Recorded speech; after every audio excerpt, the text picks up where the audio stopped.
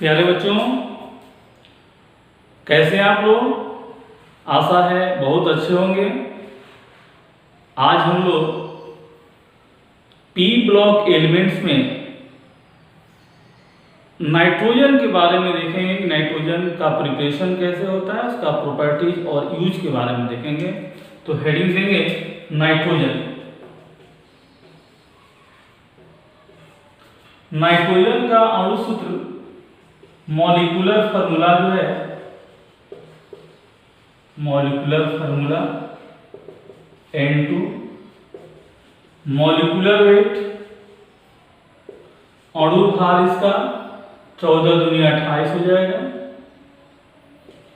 Vapour density कितना होगा? Vapour density यानी हिंदी में वाष्प घनत्व। वाष्प घनत्व अणु भार का आधा होता है। ये आप सभी लोग इसको याद कर लेंगे कि vapour density equal to molecular weight upon 2। किसी गैस का वाष्प घनत्व उसके अणु भार का आधा होता है। ये बहुत इंपॉर्टेंट है, ठीक है। तो अणु भार कितना है? 28 है, तो वाष्प घनत्व कितना हो जाएगा? 14 हो जाएगा। इसका स्ट्रक्चर, तो नाइट्रोजन के बाहरी कक्ष में 5 इलेक्ट्रॉन होते हैं। इसको 3 इलेक्ट्रॉन की आवश्यकता है स्ट्रक्चर पूरा करने के लिए। तो एक दूसरा नाइट्रोजन परमाणु हो गया, ये 3 इलेक्ट्रॉन का साझा करेंगे। तो देखिए कैसा बॉन्ड बन गया, तो ट्रिपल बॉन्ड बन गया और एक लोन पेयर इलेक्ट्रॉन दोनों के पास है। ट्रिपल बॉन्ड में आपको बताया गया कि एक सिग्मा बॉन्ड होता है और 2 पाई बॉन्ड होता है। यानी इसमें नंबर ऑफ सिग्मा बॉन्ड की संख्या 1 है और नंबर ऑफ पाई बॉन्ड कितना है? तो 2 है, ठीक है।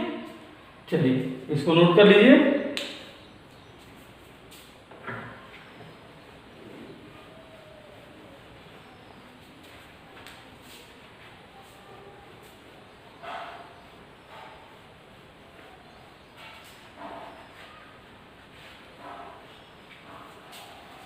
अब देखो बाबू, नाइट्रोजन गैस को कैसे बनाया जाता है हम लोग देखेंगे। Methods of preparation of nitrogen gas. Method of preparation का मतलब हुआ बनाने की विधियां, नाइट्रोजन गैस बनाने की विधियां, ठीक है। तो सबसे पहला हम लोग देखते हैं कमर्शियल मेथड। कमर्शियल मेथड जिसको व्यापारिक विधि कहा जाता है। व्यापारिक विधि या इसको इंडस्ट्रियल मेथड, इंडस्ट्रियल मेथड यानी औद्योगिक विधि भी कहा जाता है। औद्योगिक विधि, ठीक है। बड़े पैमाने पर उद्योगों में बड़े पैमाने पर कैसे नाइट्रोजन गैस बनाया जाता है, इसके बारे में हम देखेंगे। तो हम जानते हैं कि वायु में 78%, एयर में 78% नाइट्रोजन गैस होता है और 21% ऑक्सीजन गैस होता है। तो क्या करते हैं कि वायु को पहले निम्न ताप और उच्च दाब पर उसको द्रव में बदल देते हैं। वायु जो गैसीय अवस्था में होता है, जब दाब बढ़ाएंगे और उसको ठंडा करते जाएंगे, ताप घटाते जाएंगे, तो वह गैस से किस में बदल जाएगा? द्रव में। अब द्रव वायु हो गया, मान लीजिए कि ये द्रव वायु हो गया। अब द्रव वायु को हम ले लिए फ्लास्क में। अब इस फ्लास्क में लेकर के इसको गर्म करेंगे और गर्म करने के बाद देखिए यहां से लगा दिए, यहां से कंटेनर लगा दिए।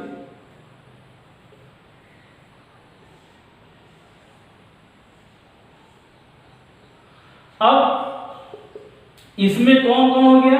तो नाइट्रोजन हो गया द्रव अवस्था में, ऑक्सीजन भी द्रव अवस्था में, दोनों द्रव अवस्था में हो गए, ठीक है। पहले हम क्या किए कि वायु को द्रव अवस्था में बदल दिए। कैसे द्रव अवस्था में बदलेंगे? तो वायु का ताप घटाएंगे, इसको ठंडा करेंगे और दाब बढ़ा देंगे तब उसके अणु एक दूसरे के करीब आ जाएंगे और वह गैस से किस में बदल जाएगा? द्रव में। अब द्रव वायु में नाइट्रोजन भी द्रव अवस्था में आ गया, ऑक्सीजन भी द्रव अवस्था में आ गया। अब इसको गर्म करेंगे। गर्म करेंगे, टेम्परेचर धीरे धीरे बढ़ाना शुरू किए, 20 डिग्री 25 डिग्री इस तरह से बढ़ाना शुरू किए। जैसे जैसे टेम्परेचर बढ़ेगा तो नाइट्रोजन का क्वथनांक कम होता है, इसका बॉइलिंग पॉइंट कम होता है और इसका बॉइलिंग पॉइंट अधिक होता है। तो इसका बॉइलिंग पॉइंट कम है और ऑक्सीजन का बॉइलिंग पॉइंट अधिक है, अधिक बॉइलिंग पॉइंट। तो पहले कौन बॉयल होगा? पहले नाइट्रोजन बॉयल होगा। नाइट्रोजन पहले वाष्प के रूप में बदलेगा और जब टेम्परेचर इसके बॉइलिंग पॉइंट पर पहुंचेगा तो ये बॉयल होना शुरू होगा, ये वाष्प में बदलना शुरू होगा। वाष्प में बदलते बदलते अब इसको यहाँ पर आकर के इकट्ठा कर लेंगे और फिर ठंडा कर लेंगे, हमको नाइट्रोजन प्राप्त हो जाएगा। एक बार फिर से देखिए, वायु को पहले हम क्या किए कि ताप उसका घटा दिए, ठंडा किए, निम्न ताप किए और दाब उच्च कर दिए, तो यह वायु द्रव में बदल गया। अब द्रव वायु का भंजक आसवन, इसको कहा जाता है फ्रैक्शनल डिस्टिलेशन।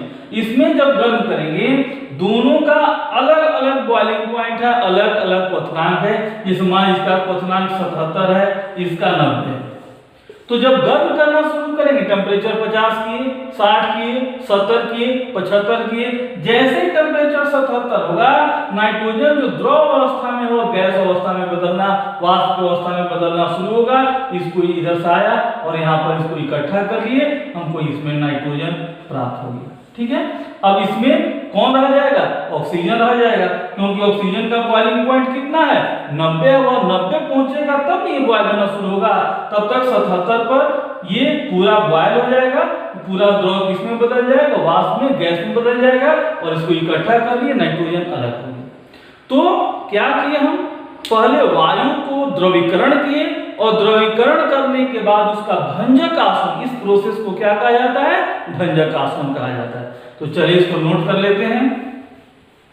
इस विधि द्वारा हम लोग बड़े पैमाने पर नाइट्रोजन गैस इंडस्ट्रीज में बनाते हैं। तो लिखते हैं कि वायु का द्रवीकरण करके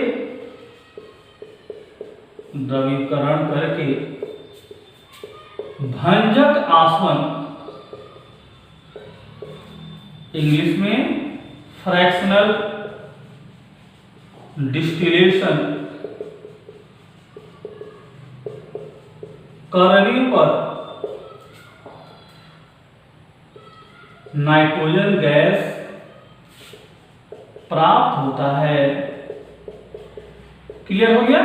वायु का द्रवीकरण कर दिए और द्रवीकरण करके भंजक आसवन करेंगे, फ्रैक्शनल डिस्टिलेशन करेंगे तो नाइट्रोजन गैस प्राप्त होगा। ये हुआ कमर्शियल मेथड या इंडस्ट्रियल मेथड, बड़े पैमाने पर इस विधि द्वारा बनाते हैं। अब प्रयोगशाला में कैसे बनाएंगे, लेबोरेटरी मेथड हम लोग देखेंगे।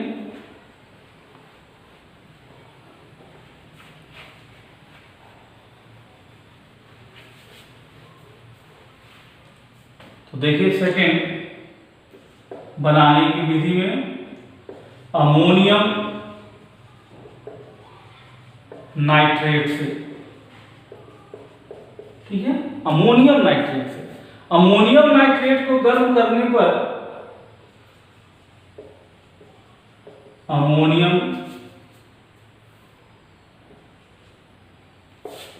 नाइट्रेट को गर्म करने पर अमोनियम नाइट्रेट आएगा कैसे? तो ये भी हम लिख सकते हैं इसकी जगह पर कि अमोनियम क्लोराइड तथा सोडियम नाइट्राइट के मिश्रण को गर्म करने पर नाइट्रोजन गैस प्राप्त होता है। ठीक है, आप लिख सकते हैं कि अमोनियम नाइट्रेट को गर्म करने पर नाइट्रोजन गैस प्राप्त होता है, या लिख सकते हैं कि अमोनियम क्लोराइड तथा सोडियम नाइट्राइट के मिश्रण को गर्म करने पर नाइट्रोजन गैस प्राप्त होता है। ठीक है ना? तो देखिए, अमोनियम क्लोराइड ये हो गया और ये हो गया सोडियम नाइट्राइड। दोनों के मिश्रण का रिएक्शन से क्या बनेगा? तो ammonium nitride plus sodium chloride. देखिए यह अपना NO2 इसको दे दिया और यह अपना Cl इसको दे दिया। यह किस तरह का रिएक्शन है? तो इसको कहते हैं, यह एक डबल डिस्प्लेसमेंट रिएक्शन है।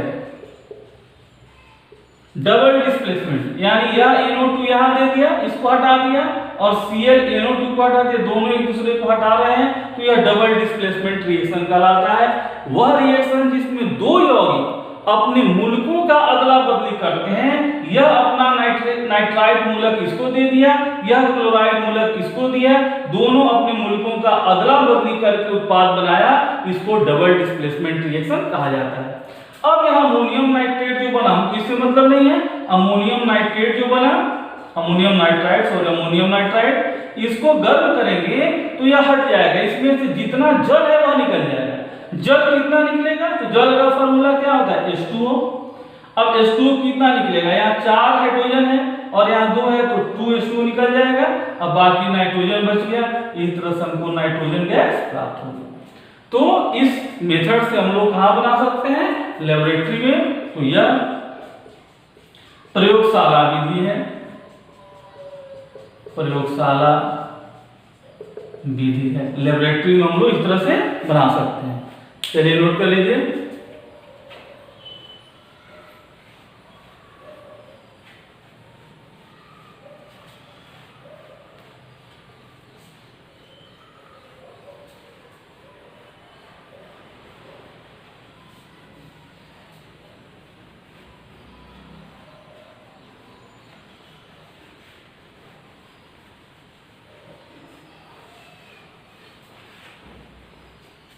चलिए अब हम लोग देखते हैं थर्ड, अमोनियम डाइक्रोमेट से तो लिख सकते हैं कि अमोनियम डाइक्रोमेट को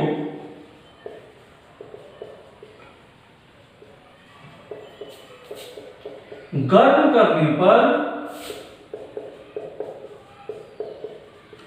यह अपघटित होकर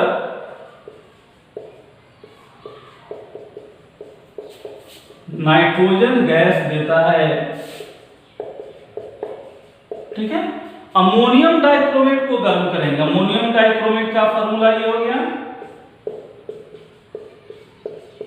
इसको गर्म करेंगे, ध्यान देंगे इसका कलर जो होता है ऑरेंज होता है। डाइक्रोमेट जो होते हैं उनका कलर ऑरेंज होता है, पोटेशियम डाइक्रोमेट, अमोनियम डाइक्रोमेट।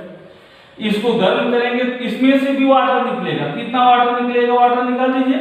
यहाँ कितना हाइड्रोजन है? 4 दूनी 8, तो 4 H2O यहाँ से निकल गया। नाइट्रोजन निकलेगा, नाइट्रोजन 2 है तो यहाँ N2 निकल गया। क्या बच गया? तो Cr2।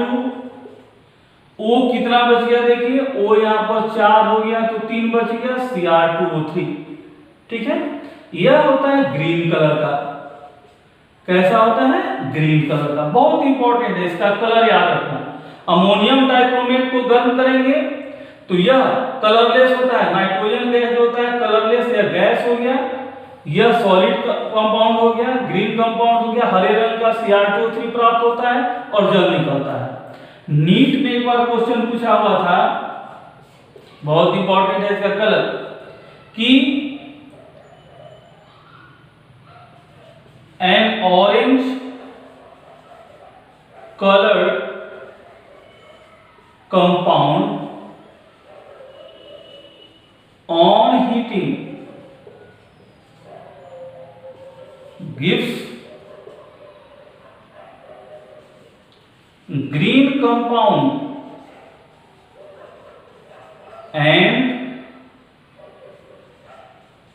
colorless neutral gas. Identify them. ठीक है। एन ऑरेंज कलर्ड कंपाउंड, एक ऑरेंज कलर का कंपाउंड यौगिक जो है ऑन हीटिंग यानी गर्म करने पर गिव्स ग्रीन कंपाउंड, ये ग्रीन कंपाउंड देता है, तो ग्रीन कंपाउंड हो गया। And colourless neutral gas, colourless neutral gas ये हो गया। आइडेंटिफाई दी, तो ऑरेंज कलर का जो कंपाउंड है वह क्या हो जाएगा, तो हो जाएगा अमोनियम डाइक्रोमेट, ठीक है। ग्रीन कंपाउंड क्या हो गया, तो ग्रीन कंपाउंड हो गया Cr2O3। और कलरलेस न्यूट्रल गैस, जो गैस निकल रहा है या कौन सा गैस हो जाएगा, तो गैस हो गया नाइट्रोजन गैस। क्लियर हुआ? ये कलर याद रखना है, कंपटीशन में क्वेश्चन इससे आता है, ठीक है ना। चलिए इसको नोट कर लीजिए।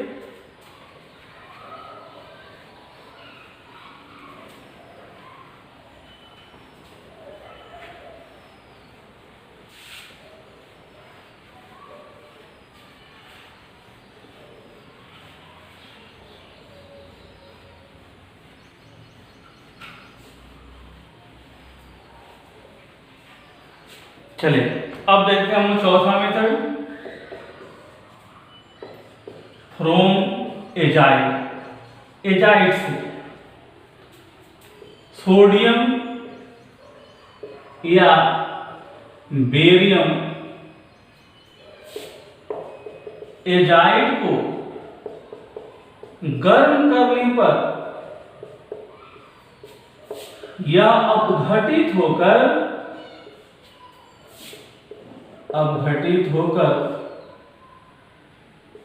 अति शुद्ध नाइट्रोजन गैस देता है। बहुत इंपॉर्टेंट है, अति शुद्ध नाइट्रोजन गैस प्राप्त करना हो तो कैसे प्राप्त करेंगे, एजाइड से। देखिए बेरियम एजाइड का यह फॉर्मूला हो गया, इसको गर्म करेंगे तो बेरियम प्लस 3N2, यह नाइट्रोजन गैस निकल गया। और यह किस रूप में निकलता है, तो ठोस रूप में, धातु में। अब ये ठोस है, ये गैस है, आसानी से अलग हो जाएगा, ये अलग ठोस हो गया और प्योर गैस हम लोग को प्योर नाइट्रोजन गैस मिलेगी। इसके पहले जो हम रिएक्शन देखे थे, चाहे अमोनियम नाइट्राइड के अपघटन से या अमोनियम डाइक्रोमेट के अपघटन से, उसमें जल निकलता था और जल जो है वाष्प के रूप में निकलता है, उसमें नाइट्रोजन गैस भी निकल रहा है और जल वाष्प के रूप में निकलता है, तो वह नाइट्रोजन और जल वाष्प दोनों का मिश्रण प्राप्त होगा। लेकिन यहाँ एकदम बिल्कुल शुद्ध, अति शुद्ध यहाँ पर नाइट्रोजन गैस प्राप्त होगा, इसमें कुछ मिला हुआ नहीं है। तो अति शुद्ध नाइट्रोजन गैस प्राप्त करना हो तो सोडियम या बेरियम के एजाइड को गर्म करते हैं। सोडियम एजाइड का फॉर्मूला ये हो गया, इसको गर्म करेंगे तो सोडियम प्लस 3N2। बहुत इंपॉर्टेंट है कि अति शुद्ध नाइट्रोजन गैस प्राप्त करना हो तो क्या करेंगे, एजाइड को गर्म करेंगे। ये बेरियम एजाइड हो गया, ये सोडियम एजाइड। सोडियम एजाइड के बारे में थोड़ा सा बता दें कि आप लोग सुने होंगे कि कार में एयर बैग लगता है। एयर बैग क्या करता है कि सेफ्टी करता है। यदि मान लीजिए कि कोई दुर्घटना हो, कार एक्सीडेंट हो, तो वह आदमी को बचाता है इंजुरी से, ठीक है। कैसे बचाता है, तो एयर बैग जो होता है उसमें सोडियम नाइट्राइट होता है। सोडियम नाइट्राइट जब कार टकराने वाला होता है तो एयर बैग को इलेक्ट्रिक सिग्नल मिलता है। अब एयर बैग को जब इलेक्ट्रिक सिग्नल, ध्यान से समझिए, जब कोई कार टकराने वाला हो तो कार में जो एयर बैग होता है उसको तुरंत सिग्नल मिल जाता है, सेंसेशन, उसमें सेंसर लगा होता है, उसको सेंसेशन मिल जाएगा, सिग्नल मिल जाएगा, तो उसमें इलेक्ट्रिक सिग्नल प्रोड्यूस होता है। वह इलेक्ट्रिक सिग्नल क्या करता है कि जो बैग में सोडियम एजाइड होता है उसको हीट करता है। जब सोडियम एजाइड को हीट करेगा तो यह टूट करके क्या देगा, नाइट्रोजन गैस, और यह नाइट्रोजन गैस उस बैग को फुला देगा। जब बैग में गैस भरेगा तो बैग क्या होगा, फूल जाएगा, और जब फूल जाएगा तो आकर हमसे टकरा जाएगा बैग, तो कार से दुर्घटना होने से वह बैग ही हमसे टकरा जाएगा, तो कार का इंजरी हमको नहीं मिल पाएगा और आदमी बच जाता है। क्लियर हुआ?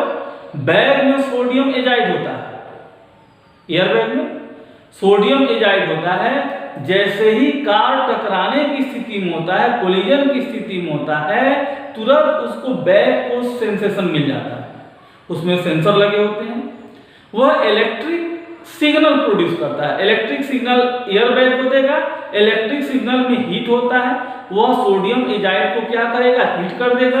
सोडियम एजाइड जो एयर बैग में है वह हीट हो जाएगा तो टूटेगा और नाइट्रोजन गैस देगा। नाइट्रोजन गैस जैसे जैसे गैस बनेगा तुरंत क्या होगा, बैग फूल जाएगा और फूल करके वो आ करके हमारे शरीर से टकरा जाएगा, हमारे हेड से टकरा जाएगा और कार का इंजरी नहीं हो पाएगा। कार और शरीर के बीच में वो बैग आ जाएगा और फिर धीरे धीरे क्या होता है कि उसमें से नाइट्रोजन गैस लीक हो जाता है, निकल जाता है धीरे धीरे और बैग फिर बचल जाता है। तो बहुत इंपॉर्टेंट है, इसको यूज किया जाता है, use in air bag in cars. ठीक है, तो चलिए ये हम लोग देखें नाइट्रोजन गैस बनाने की विधियां, method of preparation of nitrogen gas.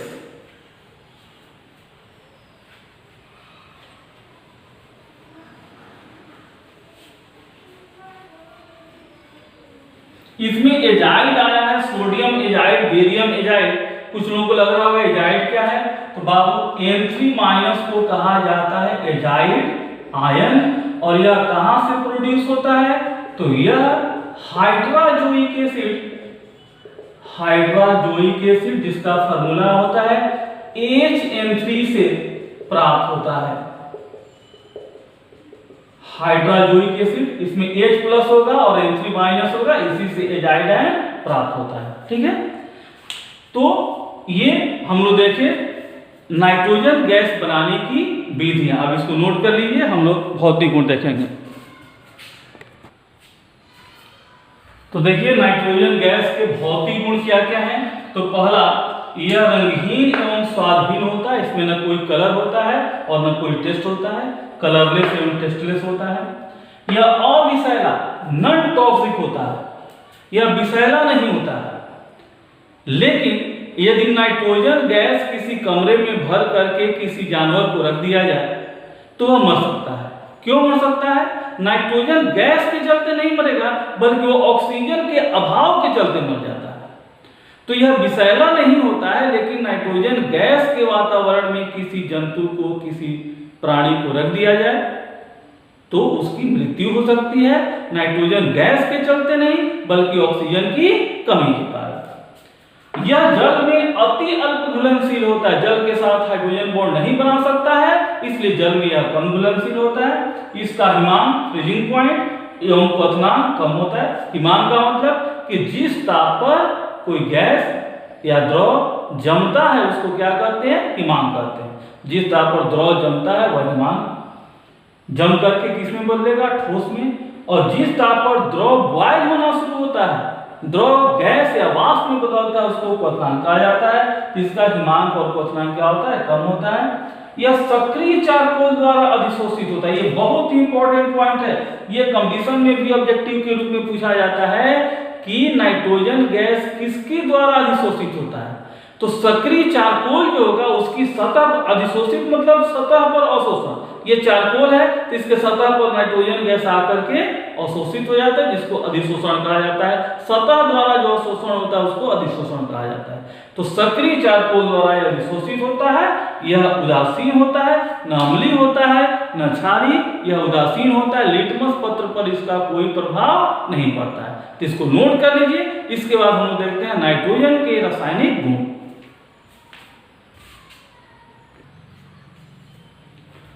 तो देखते हैं नाइट्रोजन गैस के रासायनिक गुण। सबसे पहले क्रियाशीलता।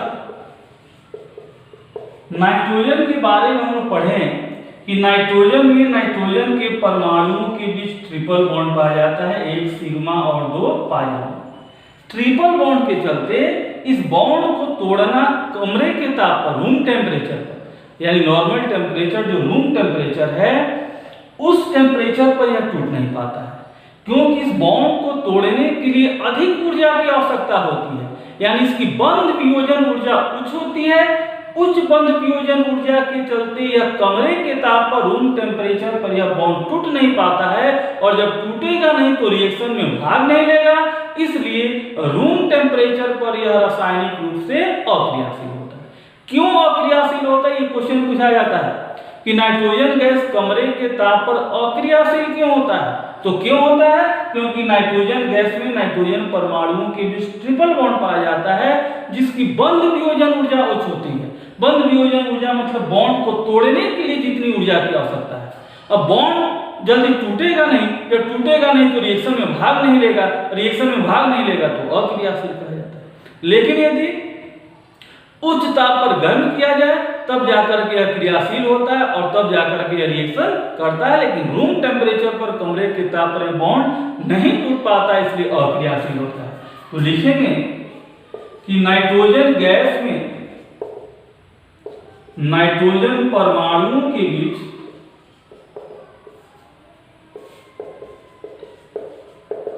ट्रिपल बॉन्ड की उपस्थिति के कारण इसकी बंध वियोजन ऊर्जा उच्च होती है,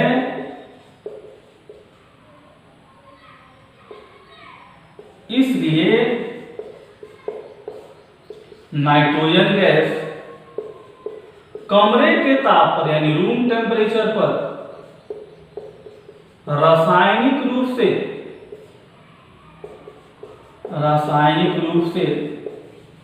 अक्रिय होता है। यह क्वेश्चन पूछा जाता है कि नाइट्रोजन गैस कमरे के ताप पर रासायनिक रूप से अक्रिय होता है, क्यों। यह क्वेश्चन हो गया, नाइट्रोजन गैस कमरे के ताप पर रासायनिक रूप से अक्रिय होता है, क्यों। और इसका आंसर हो गया यहां से यहां तक, ये क्वेश्चन के रूप में पूछा जाता है। तो ये कमरे के ताप पर जल्दी अभिक्रिया नहीं करेगा, लेकिन उच्च ताप पर ये बॉन्ड टूट जाएगा तब यह अभिक्रिया करेगा। तो चलिए इसको नोट कर लीजिए।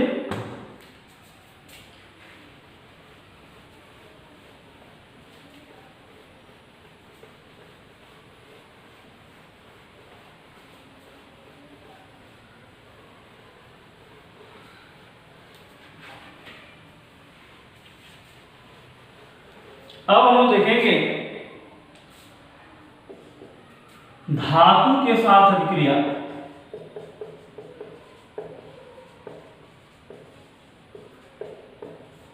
ठीक है, गर्म करने पर होगा, उच्च ताप पर गर्म करने पर यह धातुओं के साथ अभिक्रिया करके उनके नाइट्राइड का निर्माण करता है। ठीक है, जैसे लिथियम के साथ इसको यदि गर्म करेंगे तो बन जाएगा लिथियम नाइट्राइड।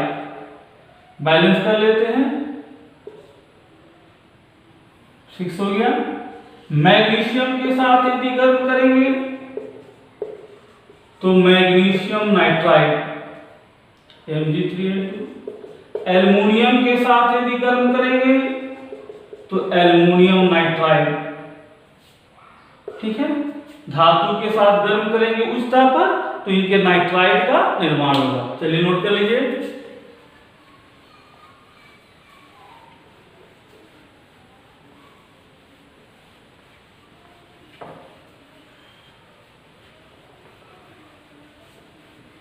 ये देखिए हम लोग धातु के साथ अभिक्रिया, नाइट्रोजन और धातुओं के साथ में अभिक्रिया करता है। जैसे देखिए दूसरा हाइड्रोजन के साथ अभिक्रिया, बहुत इंपॉर्टेंट रिएक्शन है, हम लोग को इसी चैप्टर में आगे अमोनिया बनाने की विधि में पढ़ना है। नाइट्रोजन तथा हाइड्रोजन गैस के 1:3 के अनुपात में मिश्रण को आयरन उत्प्रेरक तथा मोलिब्डेनम वर्धक से 450 से 500 डिग्री सेल्सियस ताप तथा 200 वायुमंडलीय दाब पर प्रवाहित करने पर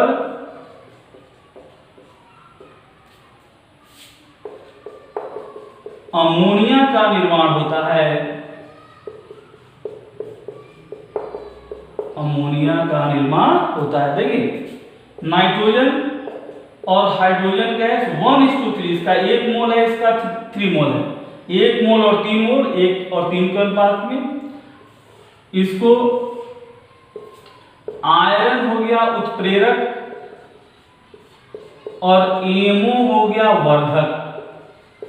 यहां एक नया शब्द मिला है, वर्धक। उत्प्रेरक तो आप लोग जानते होंगे।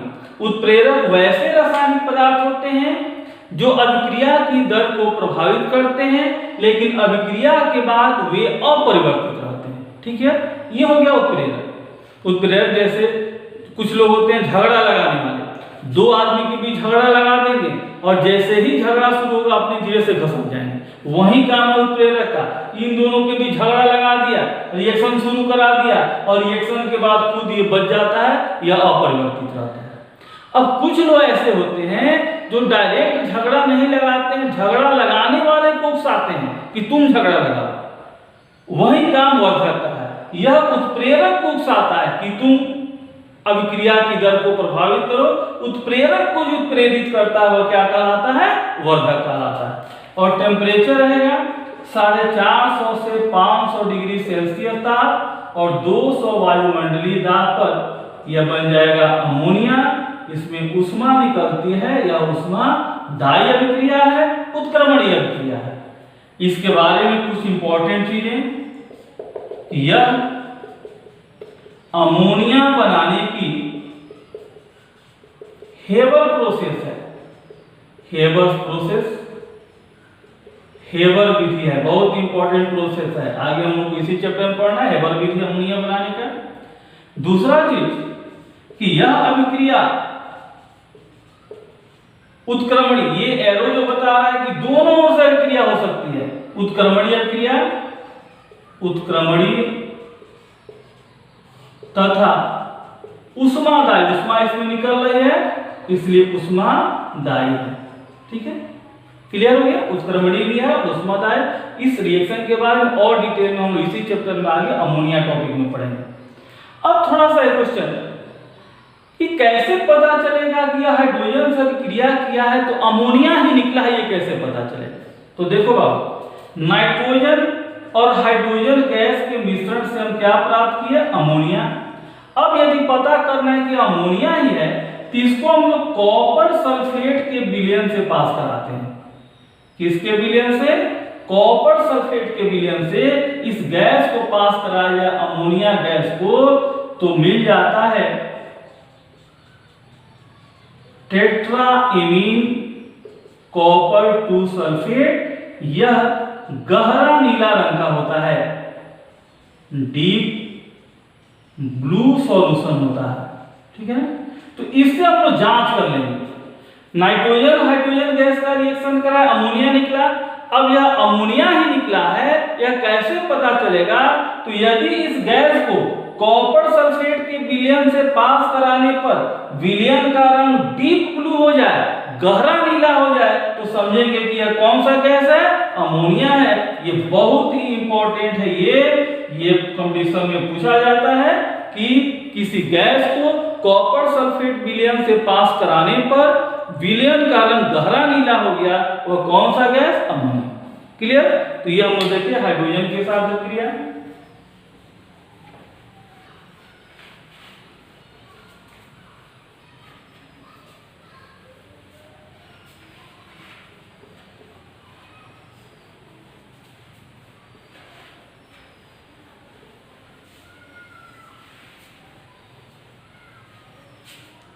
अब देखिए ऑक्सीजन के साथ अभिक्रिया।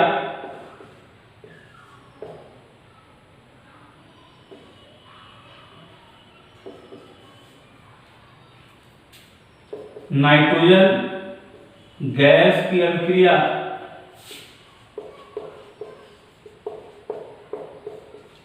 ऑक्सीजन के साथ कराने पर नाइट्रिक ऑक्साइड गैस का निर्माण होता है। ठीक है, नाइट्रोजन हो गया, ऑक्सीजन के साथ अभिक्रिया कराएंगे, नाइट्रिक ऑक्साइड गैस मिलेगा। इसका क्या नाम है? तो nitric oxide, nitric oxide gas. इसके बारे में बताया गया है कि यह पारामैग्नेटिक होता है। पारामैग्नेटिक आपको बताए थे, यदि किसी यौगिक के एक अणु में जितने भी परमाणु हैं, इनके संयोजी इलेक्ट्रॉन को जोड़ने पर यदि विषम आए, ऑड आए, तो पारामैग्नेट होता है। जैसे नाइट्रोजन में 5 वैलेंस इलेक्ट्रॉन है, ऑक्सीजन में 6 है, 5 और 11, 11 क्या है? ऑड है। और यदि ऑड आता है संयोजी इलेक्ट्रॉन को जोड़ने पर, तो वह पारामैग्नेटिक होता है। ठीक है, तीसरा चीज कि यह न्यूट्रल होता है, उदासीन होता है, ना अम्लीय होता है और ना क्षारीय। यह जो रिएक्शन है, इसका उपयोग हम लोग करते हैं, इसका उपयोग नाइट्रिक एसिड के निर्माण में होता है। नाइट्रिक एसिड के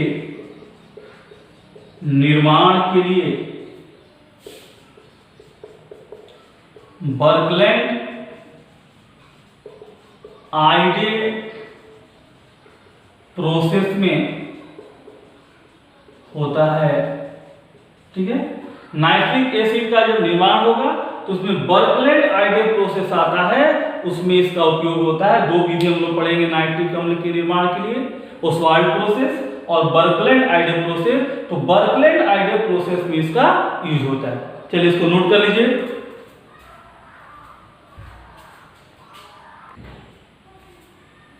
तो ये देखिए नाइट्रोजन गैस के उपयोग, नाइट्रिक एसिड, अमोनिया और कैल्शियम साइनामाइड बनाने में इसका उपयोग होता है।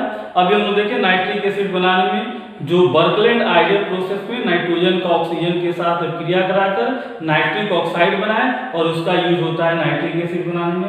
अमोनिया नाइट्रोजन का हाइड्रोजन के साथ रिएक्शन कराकर अभी देखिए हेबर प्रोसेस कराता है। कैल्शियम साइनामाइड, कैल्शियम कार्बाइड की अभिक्रिया नाइट्रोजन के साथ उच्च ताप पर कराते हैं, तो calcium cyanamide CH2 calcium cyanamide है। कैल्शियम साइनामाइड और कार्बन का मिश्रण नाइट्रोलिन कहलाता है। ये पूछा जाता है ऑब्जेक्टिव के रूप में। इसका उपयोग खाद के रूप में, फर्टिलाइजर का मतलब होता है उर्वरक, उर्वरक यानी खाद के रूप में किया जाता है। दूसरा, आयरन तथा स्टील इंडस्ट्री में अक्रिय वातावरण, क्योंकि हम आप जानते हैं कि नाइट्रोजन गैस जो होता है अक्रियाशील होता है रासायनिक रूप से, उसमें बॉन्ड डिसोसिएशन एनर्जी कुछ होती है, जल्दी बॉन्ड टूट नहीं पाता है, इसलिए अक्रिय होता है रासायनिक रूप से, इसलिए अक्रिय वातावरण उत्पन्न करने में इसका उपयोग किया जाता है। इलेक्ट्रिक बल्ब भरने में इसका उपयोग किया जाता है, विद्युत बल्ब भरने में। लिक्विड नाइट्रोजन, द्रव नाइट्रोजन जो है, इसका उपयोग प्रशीतक के रूप में, रेफ्रिजरेंट के रूप में किया जाता है। प्रशीतक कहा जाता है कि पदार्थों को जो ठंडा रखने में, जो खाद्य पदार्थ हैं उनको ठंडा रखने में इसका यूज किया जाता है लिक्विड नाइट्रोजन का। तो ये हम लोग देखिए नाइट्रोजन गैस का प्रिपरेशन, प्रॉपर्टीज एंड यूज। अब हम लोग पिछले लेक्चर में जो क्वेश्चन पूछा गया था उसका आंसर और आज के लेक्चर पर आधारित कुछ क्वेश्चन देखेंगे।